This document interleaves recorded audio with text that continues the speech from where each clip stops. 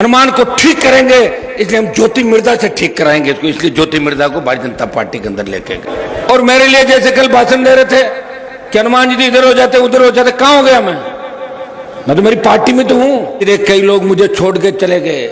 मैंने साफ साफ कह दिया था कि कमीशन खोरी राष्ट्रीय लोकतांत्रिक पार्टी में नहीं चलेगी, अपना आप भाग जाओ, नहीं तो मैं निकालूंगा। एक ही विकल्प था कि मैं पार्टी बना के मैदान में आऊं। मैंने राष्ट्रीय लोकतांत्रिक पार्टी का गठन किया। मुझे याद है अरिंदर जी, उस समय जब हम वहां थे मानसरोवर के अंदर, तो मेरा जो सिंबल था वो 1 बजे मुझे अलॉट हुआ था रैली के दिन 29 अक्टूबर 2018। 1 बजे सिंबल आया बोतल का, और फिर आप सबने बोतल लहराई थी जो रैली के अंदर था कि बोतल हमारा चुनाव चिन्ह है। वो प्रदेश की पहली पार्टी बनी जो किसान के बेटे ने संघर्ष करके एक नया इतिहास रचा। तीसरे मोर्चे की बात करी, तीसरे मोर्चे की परिकल्पना राजस्थान के अंदर करी। 18 के अंदर 3 विधायक, और बहुत सी जगह आपने ठीक स्थिति के अंदर हमारे को रखा। 18 से 23 के बीच जब 19 आया, ये सब लोग बैठे, गठबंधन की बात चली थी पहले भी, जानते सारी बातें, पार नहीं पड़ा। गठबंधन बीजेपी से हुआ, तोड़ के आपके बीच में आ गया। और अगर कांग्रेस पार्टी और आरएलपी का अलायंस 23 के विधानसभा चुनाव से पहले हो जाता, तो जैसा महेंद्र जी ने बताया था कि हम 150 के पार जाते राजस्थान के अंदर, क्योंकि नौजवानों के अंदर जोश था। बस उन्हें तरीका बताना था कि जोश को काम कैसे लेना। जोश तो आज भी राष्ट्रीय लोकतांत्रिक पार्टी के जवानों के अंदर राजस्थान में सबसे ज्यादा है, लेकिन खाली जोश से काम नहीं चलता। जोश के साथ होश, संगठन, सिस्टम। बीजेपी का मुकाबला करना छोटी बात नहीं है। पूरे देश का सारा पैसा इन्होंने ले लिया भारतीय जनता पार्टी के लोगों ने। मैं मेरा संघर्ष आपको बता रहा हूं कि मैंने संघर्ष आपके लिया। आज जो हालात देश के अंदर बने, हम सब ने तय किया। अब आप ये बताएं, कांग्रेस से अलायंस क्यों आवश्यक था?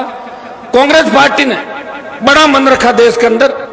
कांग्रेस पार्टी ने यह कहा कि कांग्रेस देश के अंदर तमाम उन दलों से जो बीजेपी के खिलाफ है उनको साथ लेके इंडिया अलायंस करके और एनडीए का मुकाबला करेगी। ये गठबंधन कांग्रेस से नहीं किया। इंडिया गठ जो बनाया कांग्रेस से नहीं बनाया, एनडीए भारतीय जनता पार्टी ने पहले ही बना लिया था। आज भाजपा के लोग कह रहे हैं ना हम तो अपने आप ही सत्ता के अंदर आ गए। 2 सीट थी बीजेपी की 80 या 85 के अंदर, उस समय जब बना, शायद 2 एमपी इनके जीते थे। उसके बाद हर स्टेट में एक एक पार्टनर ढूंढते रहे।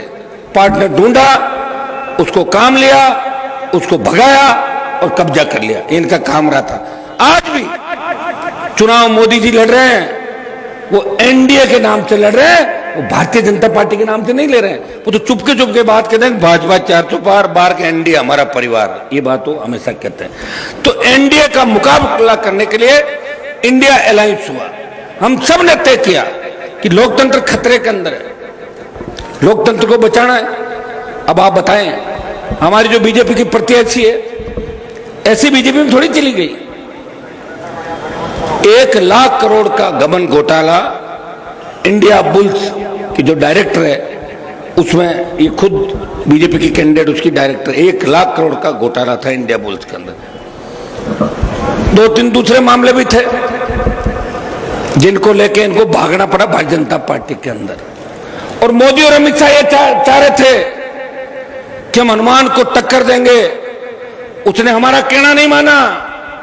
हनुमान को ठीक करेंगे, इसलिए हम ज्योति मिर्जा से ठीक कराएंगे इसको, इसलिए ज्योति मिर्जा को भारतीय जनता पार्टी के अंदर लेके गए। क्या करोगे तुम लोग? हैं भाइयों, कोई अपने मन से नहीं गया।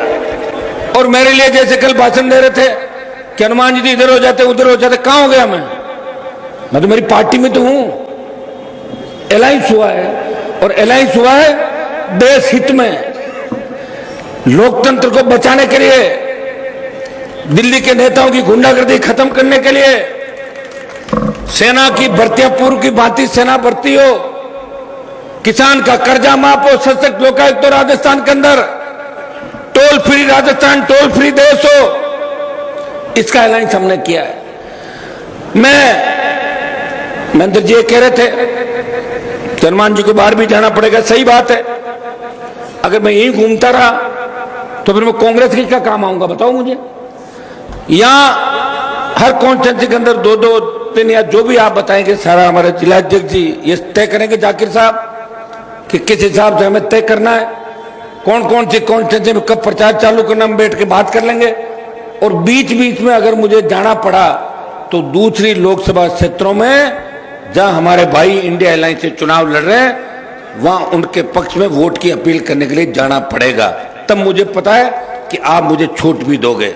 ये जो चुनाव है नागौर का, इस पर देश की नजरें, अगर इस चुनाव के अंदर भारी वोटों से आपने जिता के भेज दिया, मैं आपको विश्वास दिलाता हूं कि नया इतिहास इस राजस्थान की धरती से लिखा जाएगा और नागौर फिर देश के किसानों का नेतृत्व करेगा, प्रदेश के किसानों का नेतृत्व करेगा।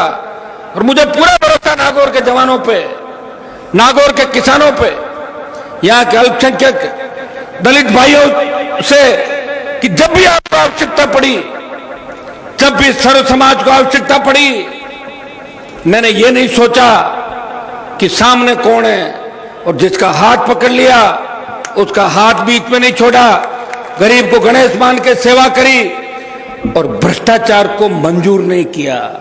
इसलिए कई लोग मुझे छोड़ के चले गए।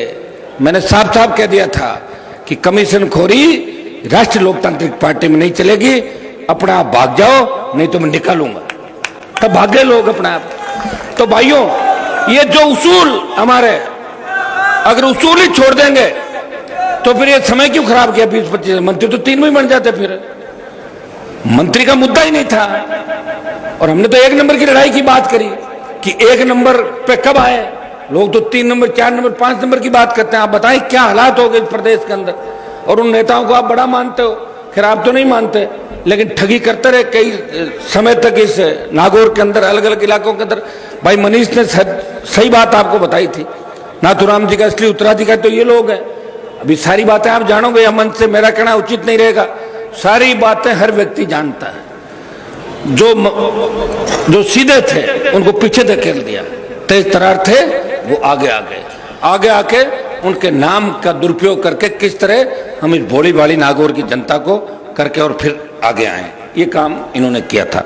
मैं आपको इतना ही विश्वास दिलाता हूं कि इलेक्टोरल बॉन्ड के नाम से, आपने पढ़ा होगा, हर आदमी इलेक्टोरल बॉन्ड के नाम नहीं जानता। ये